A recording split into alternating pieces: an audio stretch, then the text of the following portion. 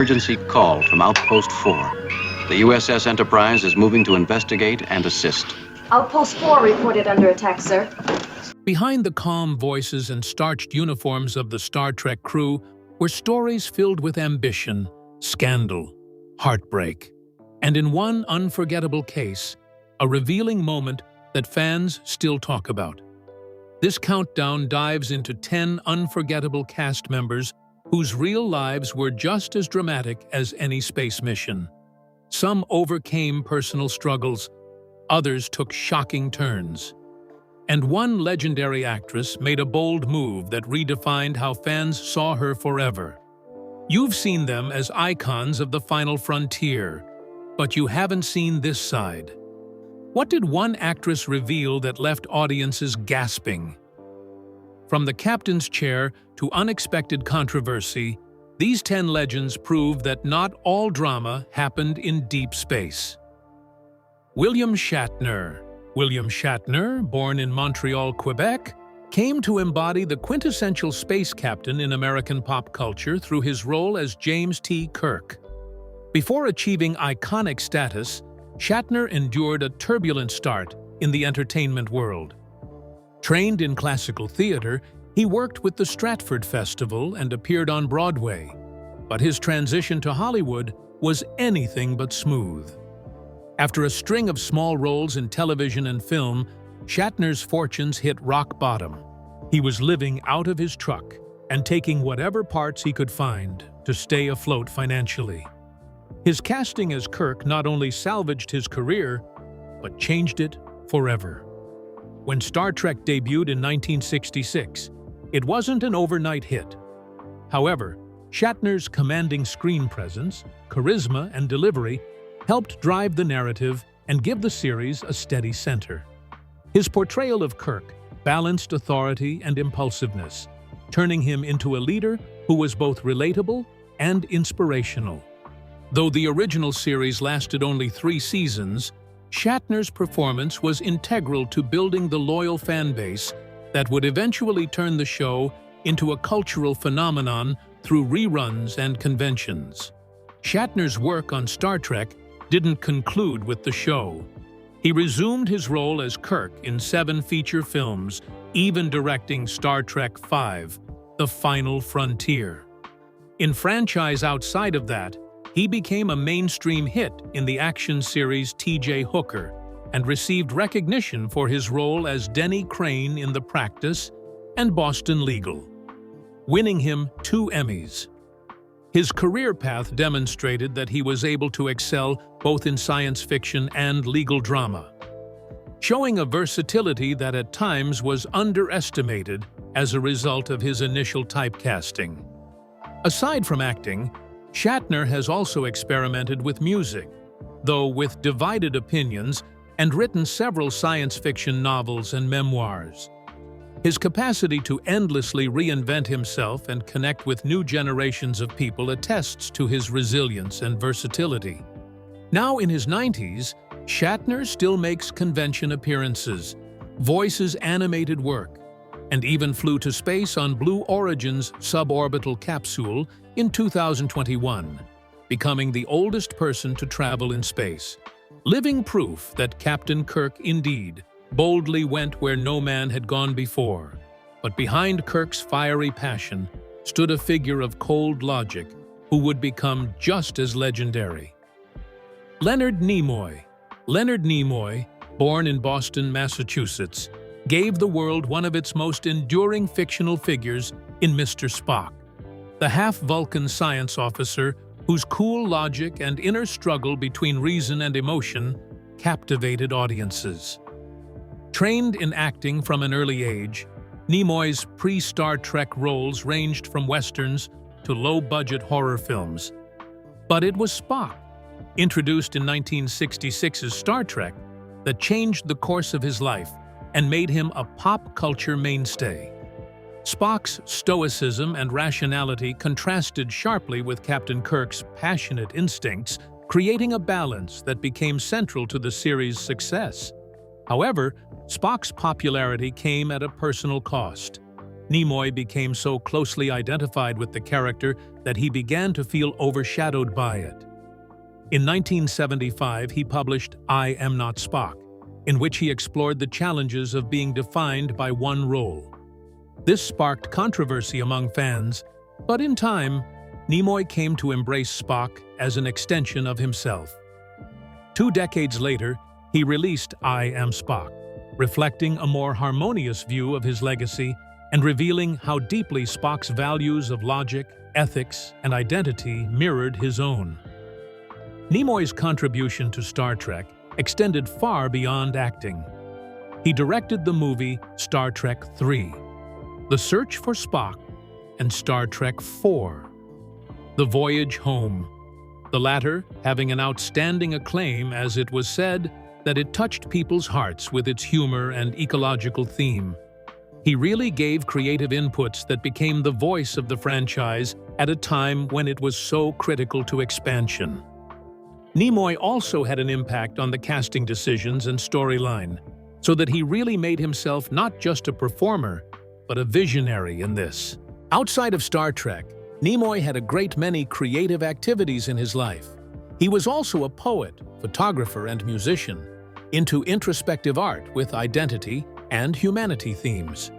His skill was exhibited as far beyond science fiction with The Director of 3 Men and a Baby in 1987, while his battle with COPD in public and smoking cessation made him a champion, educating, and uplifting. When Nimoy died in 2015, tributes almost came rushing from Chicago and the world, not for the man who played Spock, but for a thinker, artist, and compassionate human being who lived long and prospered. DeForest Kelly. DeForest Kelly, born in Toccoa, Georgia, initially pursued a vastly different career path. He dreamed of becoming a doctor. Ironically, it was a lack of funds for medical school that pushed him into acting. He found early work in radio, stage, and film noir before becoming a staple of westerns in the 1950s, where he often played the villain. Despite his growing resume, Kelly yearned for a role that reflected his more sensitive, introspective nature, something closer to who he was in real life. That opportunity came in 1966 with Star Trek, when he was cast as Dr. Leonard Bones McCoy.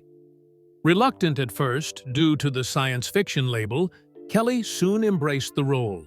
McCoy's sharp tongue and deep empathy made him the emotional center of the show. His dynamic with Kirk and Spock created a compelling trio that became one of the series' hallmarks. Kelly's portrayal of a doctor who was equal parts sardonic and deeply moral struck a chord with viewers, especially as he delivered some of the show's most memorable lines like, "He's dead, Jim."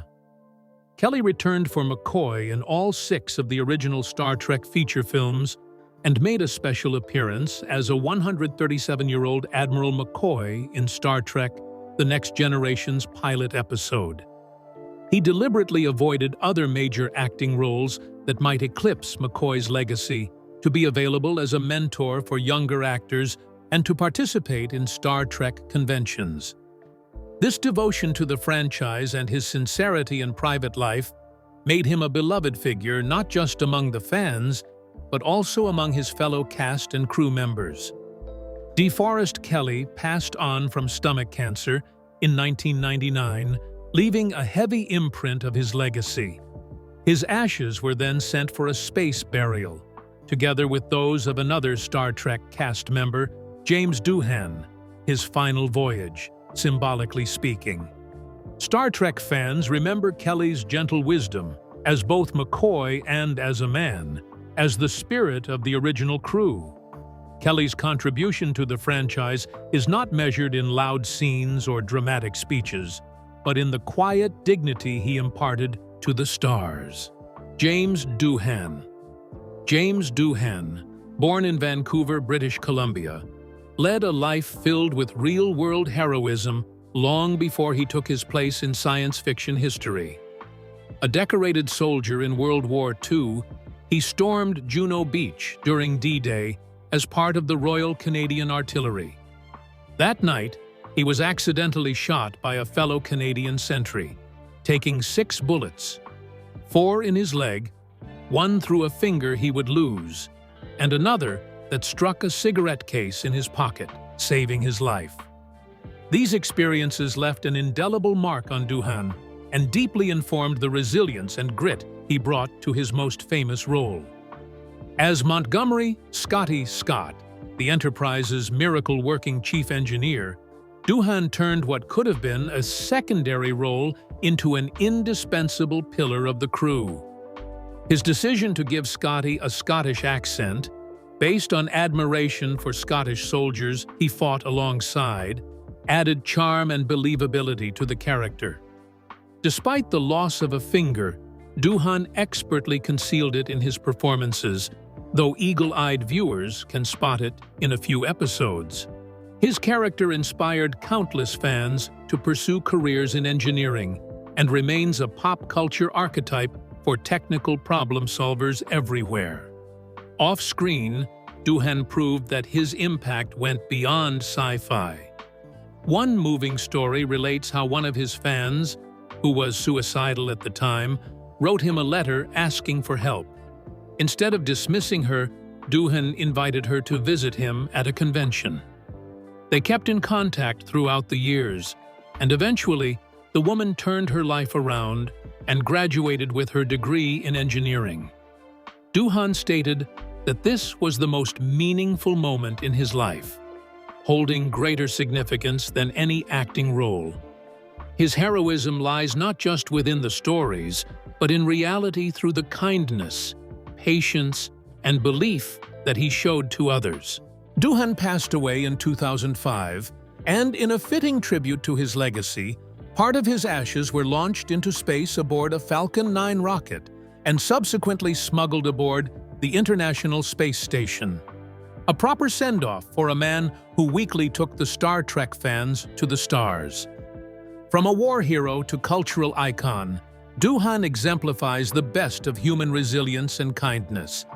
These are the very qualities that will forever define Scotty in the generations to come. George Takei. George Takei, born in Los Angeles, California, broke significant ground when he was cast as Lieutenant Hikaru Sulu in Star Trek. At a time when Asian American representation was scarce and often stereotypical, Takei portrayed a competent and courageous Starfleet officer, an image that defied Hollywood's common tropes. His inclusion in the bridge crew sent a strong visual message of global unity and future inclusiveness, especially impactful during the Civil Rights era. Sulu's calm presence and capable piloting skills made him an essential part of the Enterprise's operations and an inspiring figure to audiences worldwide. Outside of Star Trek, Taki's story is equally compelling. As a child, he and his family were among the thousands of Japanese Americans forcibly relocated to internment camps during World War II. This traumatic experience profoundly shaped his worldview and commitment to social justice. Later in life, Takei used his platform to share those stories with new generations, including through his acclaimed graphic memoir, They Called Us Enemy, and his Broadway musical Allegiance, which gave a rare artistic voice to the experiences of Japanese-American internees. In 2005, Takei openly came out as gay, a political and personal act of courage during an era when most public figures still feared the consequences. Since then, he has been an outspoken champion of LGBTQ+ rights, marriage equality, and anti-bullying initiatives. His activism stems from lived experience, marginalization based on both identity and ethnicity. He has been a steady voice for dignity, frequently employing humor and grace to deconstruct bigotry and ignorance on social media and elsewhere. His combination of activism and entertainment has brought him recognition far beyond the realm of sci-fi.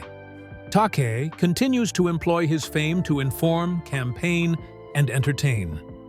His soft but firm voice, sometimes delivering sharp political opinion, or cheeky jokes on social media, has served him well in staying relevant culturally for years.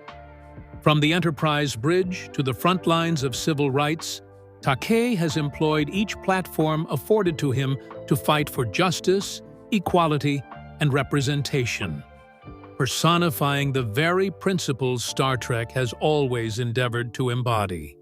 Perhaps the strongest demonstration of Taki's lasting influence was during his TED Talk, Why I Love a Country That Once Betrayed Me, in which he spoke about his childhood internment and presented it not in terms of bitterness, but in a call to civic duty.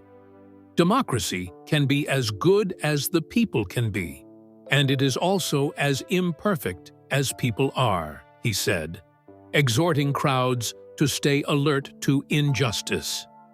Taki's combination of on-the-ground experience and public service has been recognized with awards like the Order of the Rising Sun from the government of Japan and a star on the Hollywood Walk of Fame.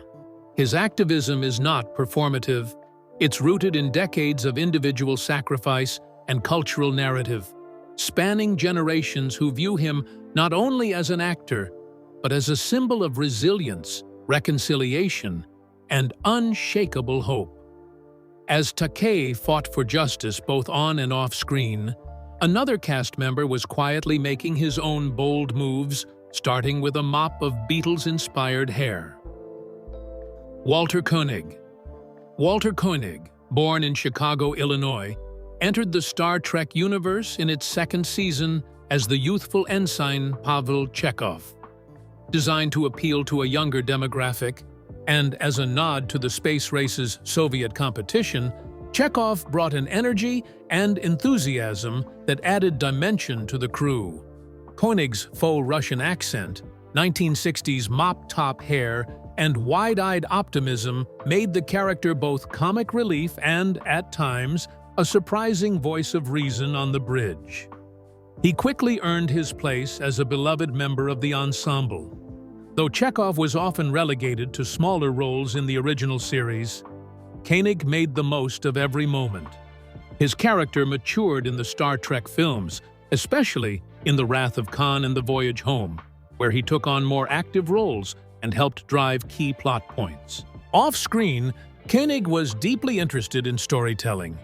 He wrote the animated episode The Infinite Vulcan, making him one of the few cast members to officially contribute to Star Trek's lore as a writer, not just an actor. Outside the Trek universe, Koenig earned a name for himself as a thoughtful writer and director.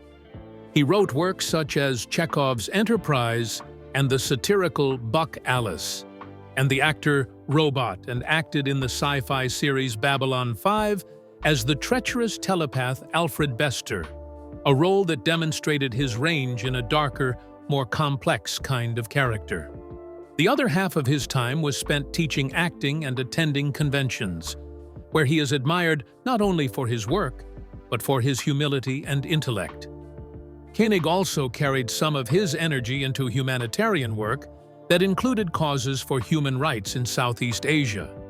His less well-known activism in Myanmar and defense of political prisoners are no less significant contributions to his legacy. With a career interlaced with fiction, teaching, and compassion, Walter Koenig exemplifies the quietly powerful impact of an artist who lives by his principles while entertaining millions.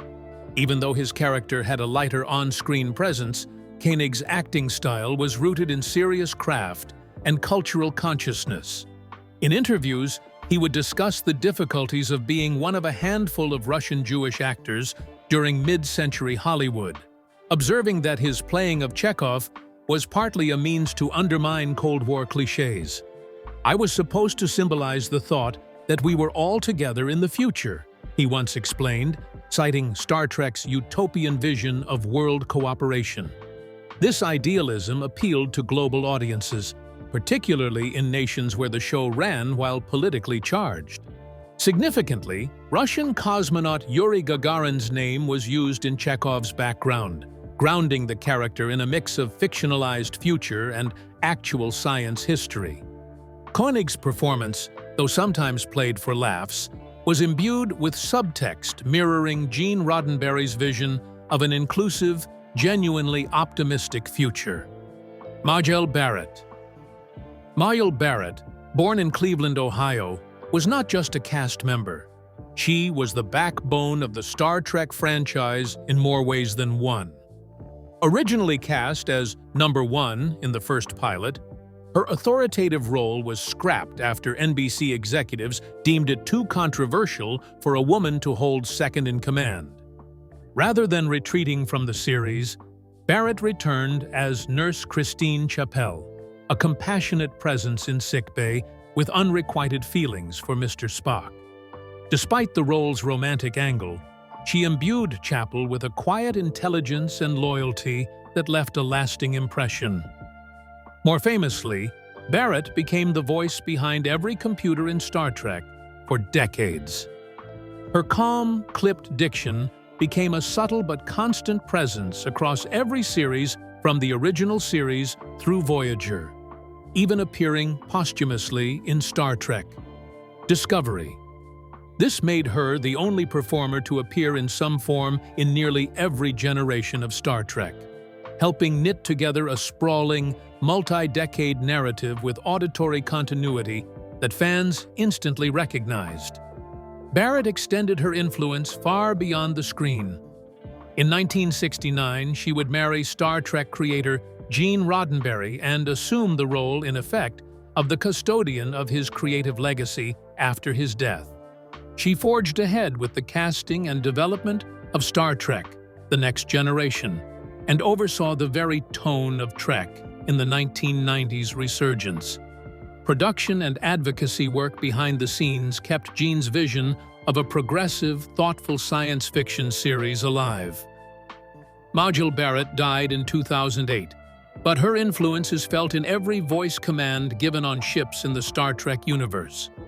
Her ashes were launched into space with her husband's, making for a fitting final trip for a lady much in keeping with her legacy. Barrett established herself as a foundational force in Star Trek mythology through her trailblazing roles, her consistency as the voice of Starfleet itself, and her behind-the-scenes advocacy. Thus, she is a First Lady not in title alone, but also in effect. Barrett's input was not only in terms of structure, but symbolically profound, particularly within a franchise that had a basis in futurist optimism. In a 1994 interview, she said, "Star Trek was always about possibilities, and I wanted to make sure those possibilities didn't end with Gene." Her insistence paved the way for more complex female characters in subsequent series, including Captain Janeway in Voyager and Major Kira in Deep Space Nine. Significantly, her repeated casting in the role of Lwaxana Troi, a flamboyant, forthright Betazoid ambassador, provided a unique representation of an older woman in science fiction who was not villainized or diminished. With humor and vulnerability, Barrett brought a character to life that defied ageism and gender stereotypes on television, yet again demonstrating her penchant for boundary pushing, both in front of the camera and behind it. Ricardo Montalban. Ricardo Montalban in Mexico City left an indelible mark on Star Trek history with his portrayal of Khan Noonien Singh, a villain so powerful and magnetic he transcended his original episode. Khan first appeared in Space Seed as a genetically engineered superhuman from Earth's past, whose arrogance and ambition made him a formidable adversary. Montalban's performance blended sophistication with menace, making Khan a villain who commanded both fear and fascination. But it was Star Trek II, The Wrath of Khan, that transformed him from guest star to legend. Despite being 61 at the time of filming, Montalban appeared in peak physical form, prompting fan rumors that his muscular chest was the work of prosthetics. Rumors debunked by the director, who confirmed Montalban's physique was entirely natural. That scene, where Khan quotes Melville's Moby Dick with fiery vengeance, epitomized Montalban's Shakespearean gravitas. It was a performance not just of brute strength, but wounded pride and philosophical depth, elevating what could have been a stock villain into one of science fiction's most iconic antagonists. Montalban's professionalism shone through during production, even as he juggled his commitments on Fantasy Island. He accepted a reduced salary to reprise the role of Khan and filmed all of his scenes without ever sharing the set with William Shatner, due to scheduling constraints. This creative workaround, in which the characters interact entirely through video screens, unintentionally heightened the dramatic tension between them, creating one of the most memorable rivalries in cinematic history. Montalban received praise from critics and fans alike for the portrayal of Khan. Critics, including Roger Ebert, remarked on the emotional intricacies of Montalban's performance instead of malice, noting how much more compelling his character became due to it. Thus, with a richly layered performance, Montalban turned Khan into the very benchmark against which all following Star Trek villains are measured. Elusive of beauty, mightiness, and intense passion, truly, Montalban's legacy comes to rest on this performance, echoed faintly on each antagonist that might dare tread on his trail. What made Montalban's Khan more complex was not just the resounding presence in the movie, but how deeply rooted that role was in themes of displacement and cultural identity. Identity, issues the actor himself experienced personally. Born in Mexico, navigating a Hollywood landscape of limited and often stereotypical roles for Latin actors, Montalban brought these layers of real-world tension to Khan's pot of demands for recognition and revenge. Montalban once remarked about Khan, "To me, Khan is not a villain. He's a man who has been wronged and is trying to reclaim his dignity." That sense of personal conviction bled into his performance, giving Khan emotional weight far beyond that of a traditional sci-fi antagonist. His ability to draw upon his own struggles with representation and dignity turned Khan from just a scripted enemy into a symbol of repressed brilliance seeking justice at any cost. John Delancey. John Delancey in Philadelphia, Pennsylvania, brought a theatrical flair and philosophical sharpness to the Star Trek universe with his portrayal of Q, an omnipotent trickster from the Q continuum. Introduced in the very first episode of Star Trek: The Next Generation in 1987, Q immediately set himself apart from other antagonists by mocking the very ideals the series upheld, forcing Captain Jean-Luc Picard to defend humanity's worth. With a mixture of playful arrogance and cosmic menace, Delancey's Q became a staple of the franchise. What made Q so captivating wasn't just his power, but his unpredictability. He could bend time and space at will, but his greatest weapon was his intellect. Unlike traditional villains, Q wasn't trying to conquer or destroy. He was there to test, to provoke, and to teach. Whether placing the crew in absurd courtroom trials or throwing them into alternate realities, Q exposed their flaws and virtues with cutting wit. Delancey's delivery was impeccable, oscillating between comedic mischief and unsettling omniscience, creating a character that fans loved to hate and hated to love. Delancey's casting story itself is the stuff of legend. He initially missed his audition, but was granted a second chance, and his performance was so commanding that the role was expanded from a one-off appearance to a recurring presence across the next generation: Deep Space Nine, Voyager, and Picard. His chemistry with Patrick Stewart elevated their scenes to theatrical duels, often resembling the banter of Shakespearean rivals. Off-screen, Delancey further developed Q's lore by co-authoring the novel I, Q, which explored the character's existential musings and internal conflict. Outside of Star Trek, Delancey has enjoyed a busy career in stage, screen, and voice work, including appearances on Breaking Bad, Torchwood, and even as the voice of discord on My Little Pony, Friendship is Magic, where he portrayed a Q-like character. He has also been an ardent advocate for education and critical thinking, giving talks at science and skepticism conventions.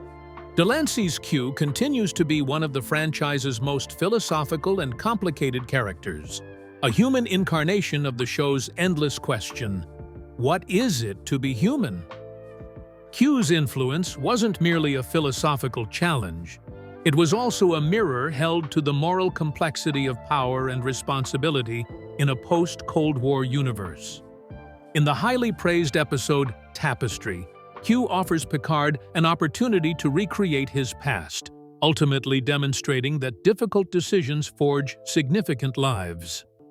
This episode, frequently referenced by both fans and critics, uncovered a surprisingly empathetic depth to the character of Q.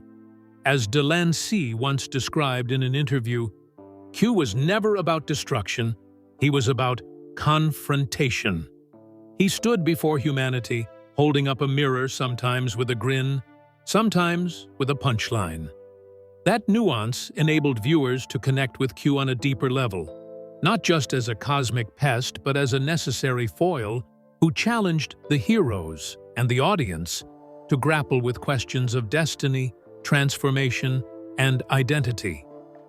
Now, from cosmic mischief to cultural milestones, the next face in our list made history in more ways than one. Nichelle Nichols. Nichelle Nichols, born in Robbins, Illinois, forever changed the face of American television through her portrayal of Lieutenant Nyota Uhura in Star Trek, the original series. As the communications officer on the USS Enterprise, Uhura wasn't just a groundbreaking character. She was a bold symbol of representation during a time of civil rights upheaval. Nichols's calm authority and technical competence marked a rare and dignified portrayal of a black woman in primetime television. Her presence on the bridge sent a message of inclusion and equality to viewers around the world. What made Nichols's casting so revolutionary was the level of respect her character commanded. Uhura was not a maid, a sidekick, or a caricature. She was an officer with intellect, grace, and agency. Her interactions with Kirk, Spock, and the rest of the crew were marked by mutual respect, and her voice became a staple of calm during the show's most chaotic moments. One of the most famous moments in television history, her kiss with Captain Kirk, was not only controversial at the time, but also historic, regarded as one of the first interracial kisses on American TV. Outside of her role as Uhura, Nichols made headlines in the 1960s with a stunning and bold photo shoot that presented her in a new light, confident, sensual, and unapologetically glamorous. These photographs, revealing yet tasteful, challenged the rigid, sanitized expectations for black women in media and shocked some fans who were used to seeing her in a Starfleet uniform. At a time when representation was tightly policed, Nichols's ability to embody both a respected professional and a powerful, sensual woman disrupted the status quo and redefined what visibility meant. She was instrumental far beyond what reached the eye. From the 1970s and 1980s onward, Nichols became actively involved with NASA to recruit women and people of color for the space program. Her intervention aided in bringing about the selection of American Sally Ride, the first woman in space, and Guion Bluford, the first African-American astronaut. Thus, the career of Nichols interwove performance, activism, and advocacy, and generated a legacy that not only broke the barriers of entertainment itself, but also outlined in real time the advancement of actual science. The death of Nichols in 2022 may have taken the icon away, but one truly immortal influence remains, hers over science fiction, culture, and history. Adding further to Nichelle Nichols's legacy is the story of how her Star Trek role was almost cut short, and the man who convinced her to stay. Depressed by her character's limited development, Nichols had thought of leaving the show, but a fateful encounter with Dr. Martin Luther King Jr. altered everything. In Nichols's words, he told her, "You cannot abdicate your position. You are a symbol. If you leave, they can replace you with anybody. But you are a voice." King emphasized the importance of a black woman being seen on national television in a role of dignity, not servitude. That conversation reframed Nichols's impact, not just as entertainment, but as a cultural necessity. Thanks for watching. If you enjoyed this journey through the stars, give it a like, drop your thoughts in the comments, and subscribe for more behind-the-scenes stories you won't want to miss. And don't stop here. Click the next video on your screen to uncover even more surprising moments from your favorite stars. See you in the next one.